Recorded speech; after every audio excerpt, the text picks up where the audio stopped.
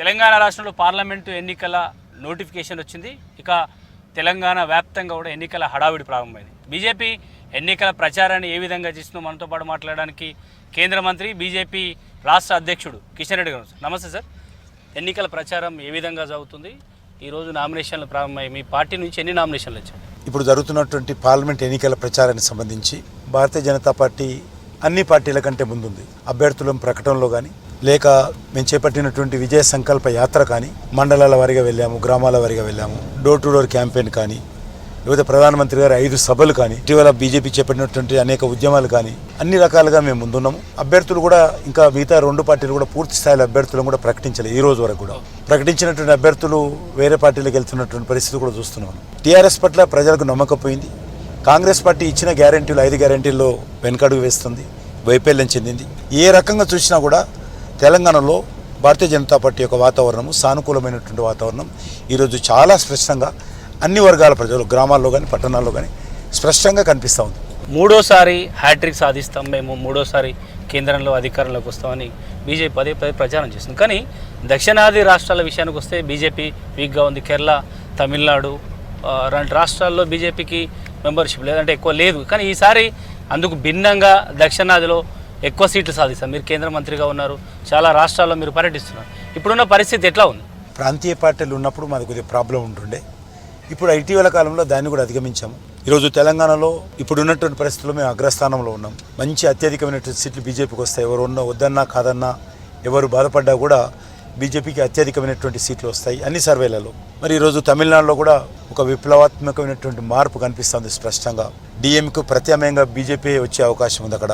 కేరళ మీరు అన్నట్టు కొంత ప్రాబ్లం ఉంది అక్కడ. ఎందుకంటే ఫ్రంట్ రాజకీయాలు ఉంటాయి. పార్టీ రాజకీయాల కంటే ఎక్కువ లెఫ్ట్ ఫ్రంట్, నేషనల్ ఫ్రంట్ అనే 2 ఫ్రంట్లే ఉంటాయి అక్కడ. ఏ ఫ్రంట్ దిక్కు ప్రజలు ఒట్టేస్తుంటారు. అక్కడ ఉన్నటువంటి రాజకీయ సమీకరణలు కావచ్చు, అక్కడ ఉన్నటువంటి ఇతర సామాజిక సమీకరణల కారణంగా 3వ ఫ్రంట్ అక్కడ ఇటీవల కాలంలో అక్కడ కూడా భారతీయ జనతా పార్టీ ఓటింగ్ శాతం పెరుగుతుంది. తెలంగాణలో అభ్యర్థులను ప్రకటన చేశారు. ఒక ఖమ్మం కానీ, ఆ తర్వాత నల్గొండలో కానీ, హైదరాబాద్లో అసంతృప్తులు ఉన్నారు ఆ ఎంపీ అభ్యర్థుల విషయంలో. ఇవన్నీ ఈ అసంతృప్తులంతా కూడా సద్దుమణినట్టు ఈ వివాదాలు. నేను అనేది సోనియా గాంధీ ఫ్యామిలీ పార్టీ. దాంట్లో సోనియా గాంధీ ప్రశ్నించేటువంటి శక్తి ఎవరికి లేదు. మాది డెమోక్రటిక్ పార్టీ. మా నడ్డా గారు ఏదైనా పొరపాటు చేస్తే మా ఎవరైనా ప్రశ్నిస్తారు. మా పార్టీలో ప్రజాస్వామ్యం ఉంటుంది. కాబట్టి ఇప్పుడు నేను పొరపాటు చేస్తే ప్రశ్నించే వాళ్ళు 100 మంది ఉన్నారు తెలంగాణలోని. నేను తెలంగాణ అధ్యక్షుడు. మిగతా పార్టీలు అట్లా ఉండదు. ఈరోజు రేవంత్ రెడ్డి ఎవరు ప్రశ్నిస్తారు? అసంతృప్తి అనేది ఉంటుంది, పెద్ద ఇష్యూ కాదు. నల్గొండలో అక్కడక్కడ మాది కూడా పొరపాటు జరుగుతుంది. ఒక రాష్ట్ర అధ్యక్షుడిగా మేము కూడా తీసుకోవడంలో తప్పులు జరగవని కాదు. అప్పుడు అనుకున్నటువంటి ఆ సమయంలో నిర్ణయం తీసుకున్న సమయంలో సమీకరణలు వేరే ఉంటాయి. నిర్ణయం తీసుకొని బయటకు వచ్చిన ఒక రోజు తర్వాత సమీకరణలు మారుతాయి. కాబట్టి పొరపాట్లు జరగవన్నాను. కానీ అది పెద్ద ఇష్యూ కాదు. మా అలాంటి పార్టీలో పెద్ద సమస్య కాదు. మీ పార్టీలోనే పనిచేసిన కార్యకర్తలకు కాకుండా ఇతర పార్టీకి వెళ్ళి వచ్చిన వారికి మాత్రమే పార్టీ ప్రయారిటీ ఇచ్చింది, పార్టీ మూలం పట్టించుకోలేదు. కిషన్ రెడ్డి గారు లాంటి కార్యకర్త పార్టీ అధ్యక్షుడు ఉన్నప్పుడు మాకు అన్యాయం జరిగిందని ఒక ఆవేదన కార్యకర్తలు ఉంది. అట్లాంటి వారికి తప్పకుండా డెఫినెట్గా కార్యకర్తల ఆవేదన అర్థం చేసుకోవాల్సిన అవసరం ఉంది అందరూ. నేను ఆల్ ఇండియాలో ఒక పాలసీ ఉంది. కొత్త వాళ్ళు మన ఒక రాష్ట్రమే కాదు, దేశంలో అన్ని రాష్ట్రాలలో ఒక నిర్ణయం తీసుకొని అన్ని రాష్ట్రాల్లో ఇప్పుడు ఉన్నటువంటి పరిస్థితుల్లో ఇంకా చాలామంది మనకు శక్తి కావాలి. నాయకత్వము చాలా అవసరం ఉంది తెలంగాణలో. కాబట్టి ఎవరు రావద్దు మేమే ఉంటామంటే కాదు.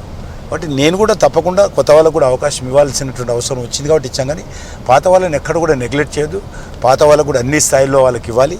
కొద్దిగా డబ్బులకు కూడా కొరవ లేకుండా మంచి ప్రచారం చేస్తారేమో, పార్టీ ప్రభావం బాగా ఉంటుందేమో అనేటువంటి ఆలోచన ఆల్ ఇండియా పార్టీ చేస్తుంది తప్ప కార్యకర్తలకు ఇవ్వకూడదు, కార్యకర్తలను నిర్లక్ష్యం చేయాలని లేదు. నాకు కూడా తప్పకుండా నేను స్టేట్ ప్రెసిడెంట్. నేను ఒక సాధారణ అంటే సింపుల్ కార్యకర్తగా, అసలు ఒక సాధారణ కార్యకర్త నుంచి ఈరోజు ఈ స్థాయికి వచ్చింది. డెఫినెట్గా కార్యకర్తలు పెరగాలని కోరుకుంటాను. కానీ పార్టీ ఓడిపోతే కార్యకర్తలు బాధపడతారు, అందరూ భయపడతారు. మీరు అనుకున్నట్టుగా భావించినట్టుగా అప్పుడు టీడీపీ ఓట్ బ్యాంక్ కానీ, తర్వాత కాంగ్రెస్ ఓట్ బ్యాంక్ కానీ, ఇప్పుడు బీఆర్ఎస్ ఓట్ బ్యాంక్ మీకు డైవర్ట్ అవుతుందా? నాయకులు బీజేపీలోకి వస్తే ఆ ఓట్ బ్యాంక్ మీదకు డైవర్ట్ అయ్యే అవకాశం ఉంటుందా? అంటే మొత్తం ఓట్ బ్యాంకు మనకు వస్తుందని అనుకోకూడదు. కానీ కొంతమంది నాయకులు మిగిలిపోతారు. వచ్చిన 100 మంది ఉంటారనేటువంటి నమ్మకం కూడా ఉండదు. పోతున్నారు, మనం చూస్తాం. ఇంకా భవిష్యత్తులో కూడా వెళ్ళొచ్చు. దాని కారణంగా ఆందోళన చెందాల్సిన అవసరం లేదు. అల్టిమేట్గా ఎవరు వచ్చినా ఎవరు పోయినా మన సిద్ధాంతం మారదు. మన పార్టీని ఎవరు తీసుకుపోరు. మన పార్టీ చీలుకుండదు.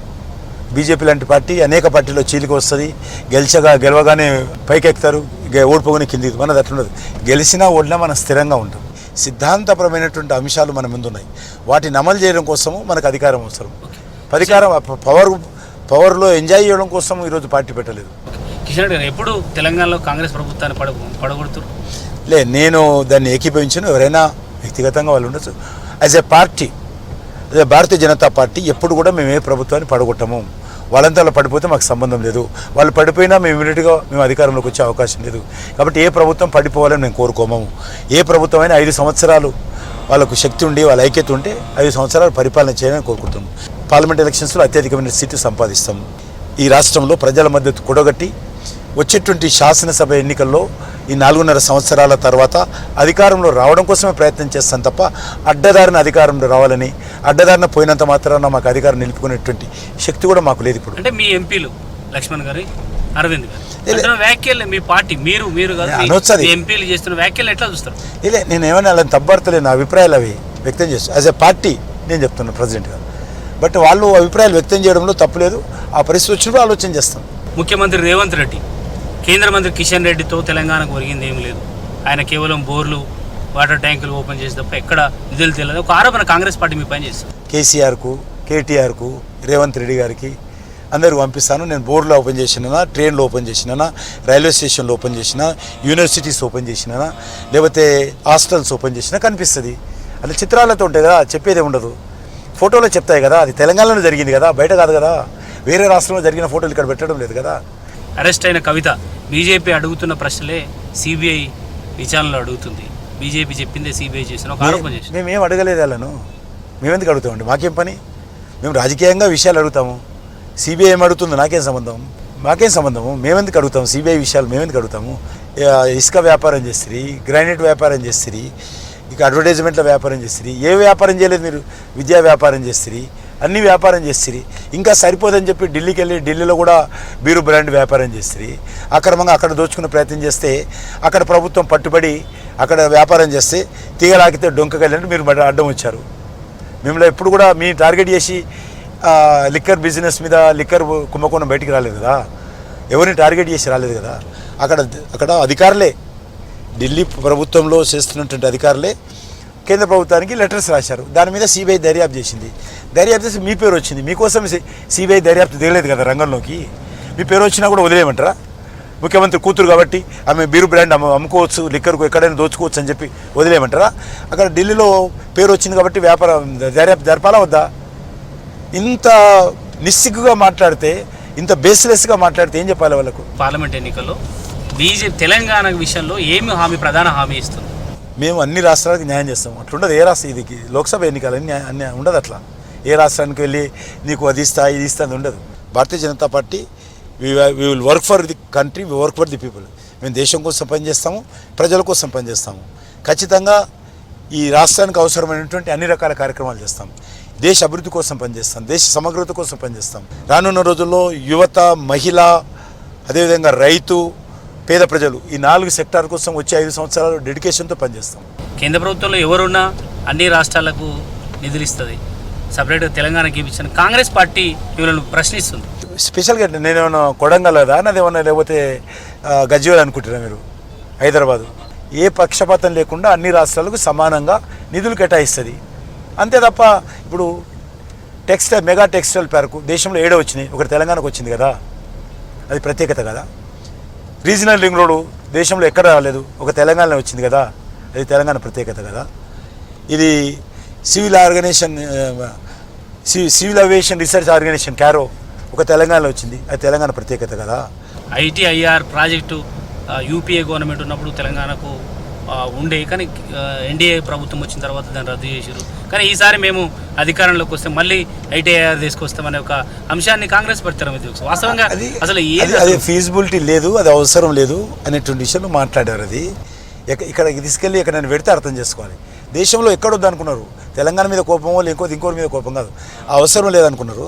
మీరు ఆ ప్రాజెక్ట్ తెచ్చి మీరు ఎట్లా గుట్టకు వెంట్రుక కట్టినట్టు ఇప్పుడు మీరు అధికారంలోకి వచ్చేలేదు, సచ్చేలేదు కాంగ్రెస్ పార్టీ.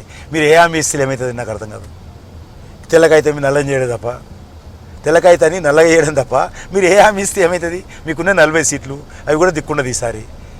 మీ నాయకుడు జీవితకాలం ప్రధానమంత్రి కాలేడు. మీరు ఏ హామీలు ఇస్తే ఏమైతే చెప్పు నాకు. ఇది కేంద్ర మంత్రి కిషన్ రెడ్డి గారి అభిప్రాయం. మొత్తంగా తెలంగాణలో అత్యధిక పార్లమెంట్లో సీట్లు సాధిస్తాం, కేంద్రంలో 3వ హ్యాట్రిక్ ప్రభుత్వం సాధిస్తామని కిషన్ రెడ్డి అంటున్నారు. కెమెరా పర్సన్ రవీందర్తో సత్యం, V6 న్యూస్, హైదరాబాద్.